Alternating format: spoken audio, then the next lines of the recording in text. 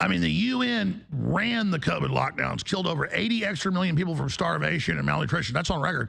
And then said, oh, we need more money. Everybody's starving. The UN goes in and exterminates way more than Israel has in the Congo and stuff. 4 companies to come in. And I'm against that there, too. And I do cover. People always go, well, you don't care about Africa being murdered. You only care about these Palestinians. No, I cover it all. The difference is it's all on TV. Everyone's seeing it. I think the stuff in the Congo and things should be. We do cover that. But most people don't.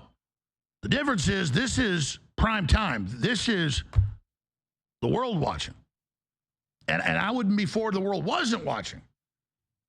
The point is that Israel is running around with its troops acting like crazed lunatics. That would be the first time militaries act like this, because you either got to get into the killing or have a breakdown. People either take to it or they don't. And you got them running around, really acting very sadistic. And here's a little news flash. If you're going to do stuff like this, be still and keep your mouth shut.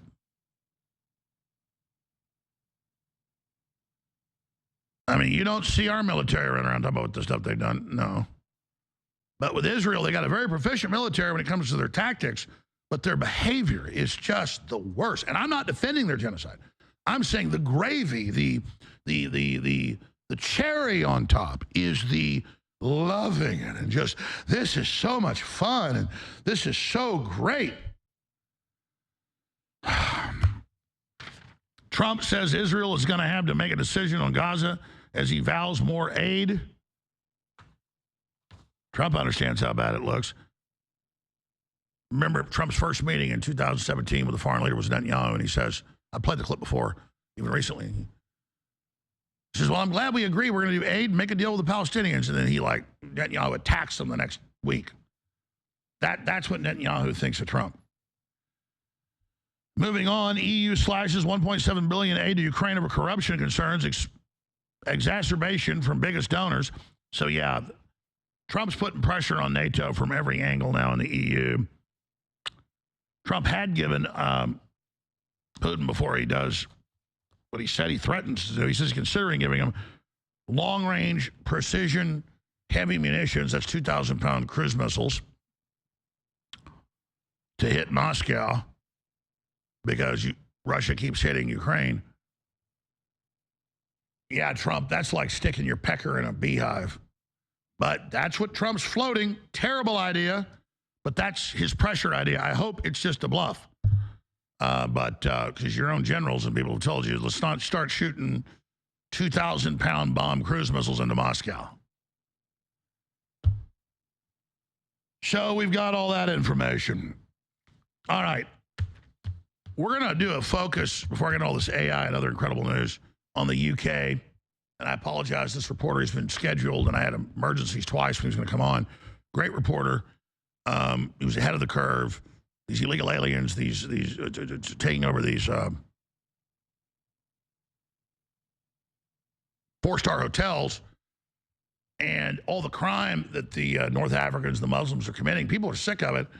And so when the Brits go out and protest peacefully, and they're also doing it in Scotland and Ireland, the police come and beat them over the head with billy clubs. And then Starmer has used this new censorship act that he promised was just for keeping kids to get away from suicide sites and child porn. But of course, it's any cops beating people up, they're blocking on the internet. And then we got Starmer with Trump today saying, oh, no, we don't censor, only kids committing suicide. Has nothing to do with that. It's like transgender. We got to cut your son's genitals off or he'll commit suicide. No, they have the highest level of suicide after you cut their Johnson off. So they high about, oh, kids suicide. And this whole Internet ID Act, this whole Cybersecurity Internet Safety Act crap is the same legislation everywhere. Canada's trying to pass it. The EU already passed it. Now they're trying to pass it here. They're tricking conservatives to pass the foundation of it with these, age verification, look at porn sites. But that's not what that's for. It's to get you used to age verification on the internet, period, with Internet ID. So, UK dystopia. British police form elite teams to monitor social media, searching for anti-migrant posts as leftist government braces for citizen revolt. They're just peacefully out protesting. We have that all coming up. And then I'll hit all the other news. But first, Ladies and gentlemen, we have something new, something ridiculous. It's the Alex Jones fundraiser stress ball, only $9.95. And it's a classic Alex Jones. I guess this was about 6-7 years ago, still full head of hair.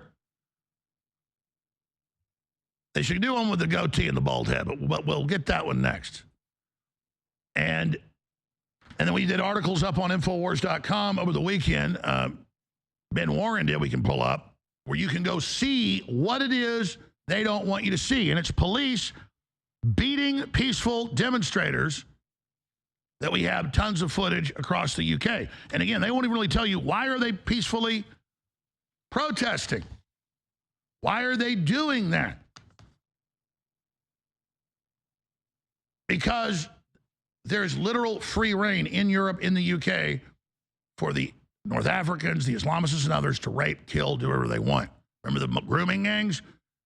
And then Tommy Robbins was put in prison for reporting on it. I mean, this is, people pray quietly outside of abortion clinics across the street, and they put them in jail for years. So this is the Safety Act. This is what they don't want you to see when they try COVID lockdowns or things again. They don't want you to see that they're beating peaceful people. They don't want you to see, oh, but here's Starmer. Oh, no. We have free speech, just like Ursula von der Leyen says in the EU. You just can't say that Muslims commit way higher levels of crime or things like that, which is true. The majority of crime now, violent crime in Europe, is the little preciouses that have been brought in. Because we're taught the rest of the world is loving and sweet and not racist. And meanwhile, it's the West that historically built chivalry and due process and security. I mean, everybody knows how polite the Brits are. Oh, they think they're real polite in those other countries? No. Nothing against those people, but other countries on average are like, unless you're talking about Asian countries, they're pretty well ordered, are like piranhas. Here's the clip of Starmer lying. Mr. President, you have a successful social media site. There are new powers here to censor your site, state-mandated powers. To censor my site? To censor your site and Twitter Truth? and Facebook. Truth, I mean Truth. Is that okay? Well, I don't think he's going to censor my site because I say only good things. Will you please uncensor my site? Yeah, we're not censoring anyone. We've got some measures which are there to protect children, in particular from sites like suicide sites. We've had too many cases in the United Kingdom of young children taking their own lives, and when you look through their social media, they've been accessing sites which talk about suicide and encouraging, if you like, children down that road, and that is what we want to stop. There's nothing about censoring free speech. But that treats all adults like children. This country is the proud. But that can treat all adults like children. Free speech in this country has been for a very long time. We're very, very proud of it. We're very, very proud of it. Come back in 60 seconds with our guest, Jack Hadders on X, Hadders. And he has been reporting for years on what's really happening in the UK, but it's really coming to a head. London looks like it is Pakistan. The crime is insane. I've been over there many times and seen it intensify. The foreigners are extremely anti-white, many of them. It is just a nightmare. Same thing in Europe. It is open season on the indigenous population. Same thing in Ireland. Same thing in Scotland. People are demonstrating and protesting everywhere. And now thousands of people posted these. It's all over the news. Keir Starmer, the Prime Minister, admits they're doing it. But he says, oh, it's to keep kids from committing suicide. Totally made up. The Online Safety Act, everybody warned would be for censorship. And now they're saying, oh, your video violates the UK Online Safety Act. And elite police squad to monitor anti-migrant posts on social media. They're arresting people. Migrant hotel are all over the place. 4-star hotels full of these people, just like they do here in the United States. But unlike Trump getting in and stopping it, it's intensifying. And so now we have these big peaceful demonstrations. We have a lot of those videos we'll show you. People waving their flags, being totally nice. The police march up and begin just beating people over the head. And then that's what Keir Starmer is blocking. So he's been caught in a giant totalitarian lie. Jack, there's so many places to go, so many places to start.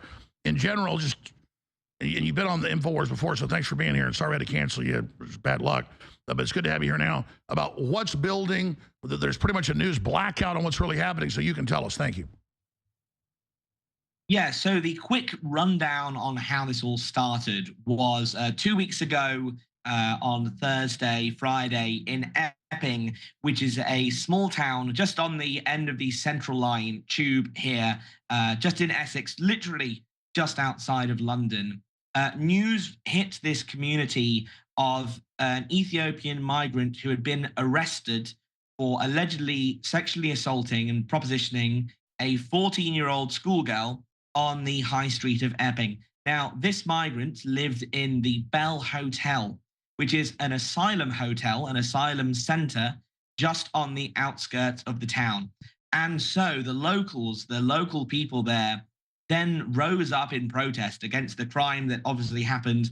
There had been obviously migrants across the country for the last few years in these asylum hotels, regularly propositioning young girls, raping, sexually assaulting, drug offenses, murder, stealing, thievery, all of these things going on at these asylum hotels. So Epping stood up, and you're seeing the footages there. This was the first couple of nights, which were a little bit more rowdy, a little bit more fiery than what we've seen afterwards. I first started reporting this getting on the ground on Sunday. I was in Epping on Sunday, and then it was peaceful protests.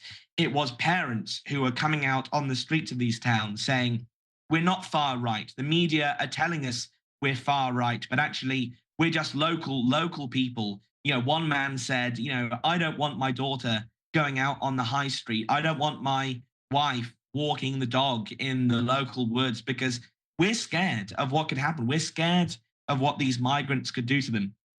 And then it escalated. I was at the Britannia Hotel in Canary Wharf on Monday, which happened to just about the same time as Epping was kicking off.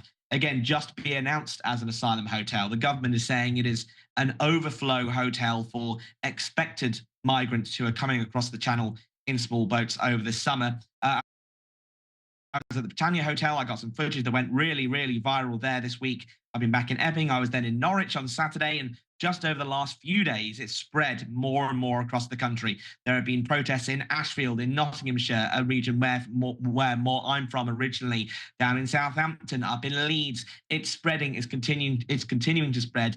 And now we've heard that on the August the 8th, that's my footage is there from the Britannia Hotel on Tuesday, I believe. There's more protests being organised on August the 8th for multiple hotels all across the country, simultaneous direct action. So I don't see any way that this is going to stop. These protests are going to stop until there's some victory, there's some change going on in this country. And it's happening everywhere across Europe, not just in the UK. I mean, I see statistics in some German cities and Swedish cities, 80+% of violent crime, rape, stabbings, murders, is just the Islamicists and the other migrants. And without even looking, I see their favorite thing is to stab babies in baby strollers and burn down Paris on a routine basis. And then you've got African migrants burning down, raping, murdering everywhere in the last few weeks in Spain. And we got statistics, upwards of 90% never get jobs, stay on welfare. Then they run giant pimping, grooming operations, kidnapping people. Keir Starmer, as you know, for 15 years was over the cover-up of the pedophile rings. I mean, this is just like hell being visited upon you. And it's just getting worse and worse. What do you think Starmer's end game here is? I honestly can't see an end game. I feel like that this government has, well, one, they're stuck between a rock and a hard place. If they don't close these hotels, people are going to continue to be more and more angry, and they'll keep protesting more. If they close the Bell Hotel in Epping, which the local council voted to support on Thursday night, now the council can't actually do anything about it because it's a central government home office issue. But if they do close the hotel in Epping, then people know that peaceful but angry protest works, and then it will just continue. So either way, these protests are going to keep going on. You know, if the government closes or opens the hotels, literally either way, the protests are going to continue. But you mentioned some interesting statistics there regarding crime and going on in Europe. Some of the stats regarding foreign nationals certainly are just insane. As one example, foreign nationals are responsible for committing 40% of violent crime in London, the capital, where I'm broadcasting to you from now. Afghan nationals who the government are bringing in the Afghan resettlement scheme, supposedly everybody who helped us fight in Afghanistan, but actually it's like one interpreter and he's bringing over 20 people who he claims are family. You know, we can get into that more later. Afghan nationals are 22 times more likely to be convicted for sexual assault than British nationals. 59 out of 1,000 compared to 6 out of 1,000. And that 6 out of 1,000 statistic, that includes people who are second and third generation immigrants here in this country. So, for example, a second or third generation Pakistani who's been involved in child rape and grooming gangs will be considered in that British national statistic there. It's incredible. So exactly, the vast majority of the crimes being committed by them, but they don't even count second, third generation that have picked up followed the family tradition. Are there any ways to skew the statistics and find out actual, Anglo Brits versus the others? I would imagine if you could break that down. I mean, the Brits, for everybody that study history, are uncharacteristically peaceful and low crime rates. Famous, your police never even had guns, and so you take one of the most peaceful places on earth. I think the only, I guess the Japanese, you would say, are probably statistically, when they have a disaster, crime goes down. I mean, almost no crime in Japan. Other than a few of the gangs killing each other and ritualistic killings. I mean, it's just almost zero murder. The UK not as peaceful as, but I'd say probably the second most peaceful historically. Now knife crime and things, it's worse than the United States. I mean, and I've been to London, not in the last few years, but a lot years before that. And I mean, I'm walking around and I'll just be shooting video of Big Ben or something, and the Muslims walk over thinking I'm British and start yelling at me, telling me turn my camera off and talking crap to me. And then I'll tell them, hey, go ahead and throw down. And then they go, whoa, because they're not used to that. And I think you bring these third world barbarians in, let's just say it, who are used to all killing each other, and they see all these really civilized Brits who are used to being around each other, and they think, my God, this is a free for all here.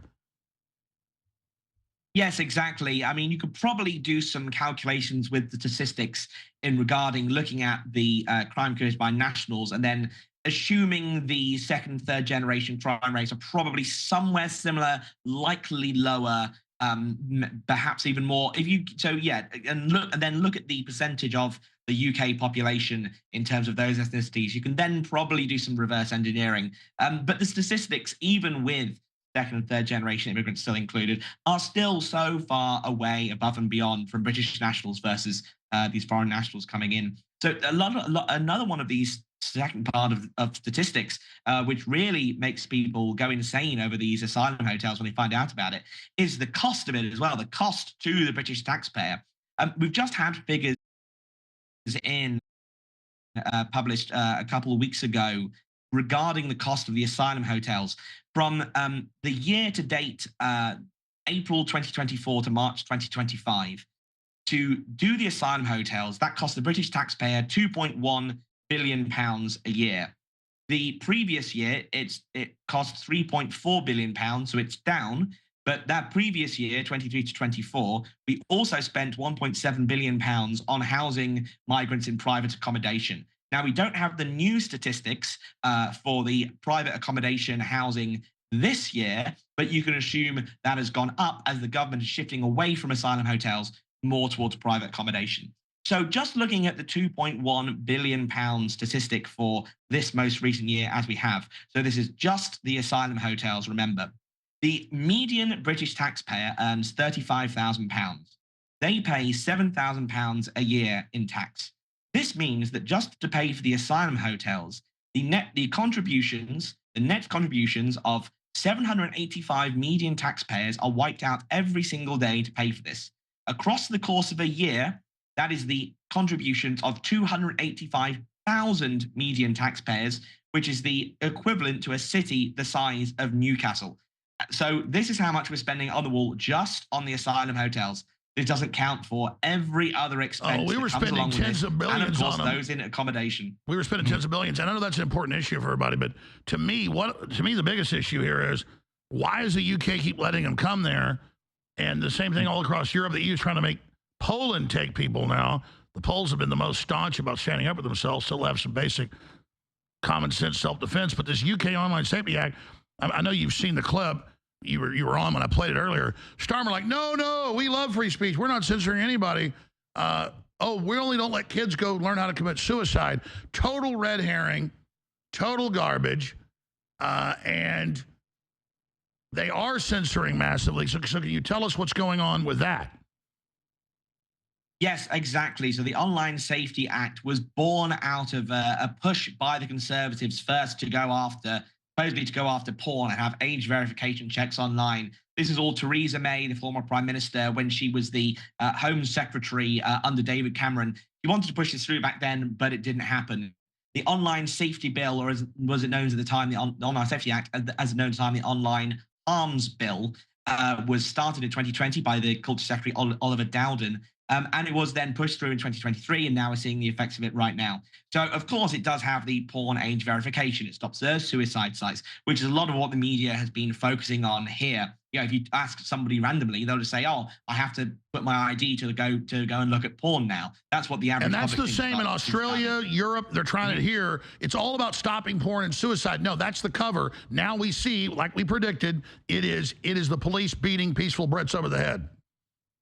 Yeah, exactly. So what this act has done is basically given the power to Ofcom, which is the broadcast regulator here in the UK. So if you're on live TV, on TV or radio, as you would be here in the States, in the UK, you would come under Ofcom regulation. The thing is, Ofcom has not been very, very, very specific with what exactly counts as harmful content that has now been banned legally in the UK. So the problem is, social media companies, in order to avoid a fine of 10% of their global revenue, mean that they have to not only do what the British government wants them to do, but to do what they think Ofcom thinks that they want to do, and they have to get into the head of these people who are running these quangos and the type in of order things to they're not doing, get jammed. the type of things they're doing, and again, folks, what they're doing in the UK is the plan here. Obviously, we have empathy for the UK, but this is the plan. It's the exact same blueprint. One of the things they're blocking is Afghans and other Muslims saying we're allowed to rape your women because they're not Muslim. And on mainline Muslim TV, I played the clips out of Palestine, out of Gaza. They say that on TV. So the point is, they don't want people in the UK being able to see the Muslims saying, we're here to rape you, pimp you, sell you drugs because you're subhuman, we're allowed to. I mean, this is a literal religion saying we're lower than dogs. And then we're not, and then I know in the UK, if you say that, people are arrested for quoting what the Quran says and what the Muslims say. So the Muslims' biggest enemy is their own mouths. But then the UK, I've noticed, is censoring what the Muslims say.